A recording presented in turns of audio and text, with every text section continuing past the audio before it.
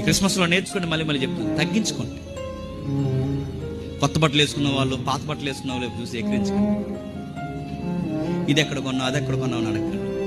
మీకు మీరే వండుకుని తినేకండి, మీకు మీరే కక్కమక్కడ వండుకుని తినేకండి. లేదు ఎవరైతే ఉన్నారో ఈ నెలలో చెప్పండి వాళ్ళకి పెట్టండి. మీకు మీరే బట్టలు వేసుకుని తినేకండి. కనీసం గత ఏడాది వేసుకున్న బట్టలైనా దేవునికి ఇవ్వండి. పాత బట్టలు కొత్త బట్టలు వేసుకుంటారు. ఎందుకంటే దేవుని మనసు ఎవరి మీద ఉంది చెప్పండి?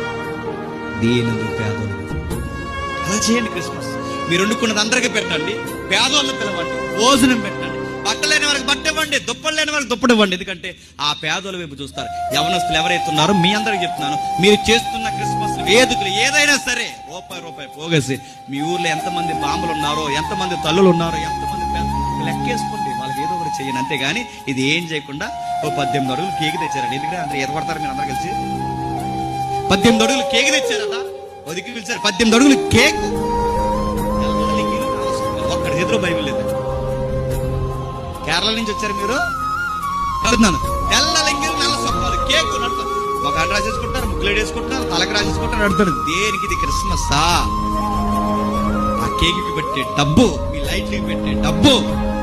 పేదలు ఉన్నారు, పెద్దమ్మ మందులు తెచ్చుకోలేని పెద్దమ్మ మీ సంఘంలో ఉంటుంది. పెద్దమ్మా ఇదిగో మేము అందరూ డబ్బులు పోగేసుకున్నాం, నీకు మందులు లేక బాధపడితే డబ్బులు నీవు నేను ఎంత బాగా సంతోషిస్తాను. విధవరాండ్లు ఉన్నారు లేరా మన ఊర్లో, తల్లికివ్వు, ఎంత బాగా సంతోషిస్తారో. మీకు మీరే వండేసుకుని తిరిగేకండి, మీకు మీరే వేసుకుని తిరిగేకండి. మరి అమ్మ ఎలిజబెత్ అమ్మ మొదటి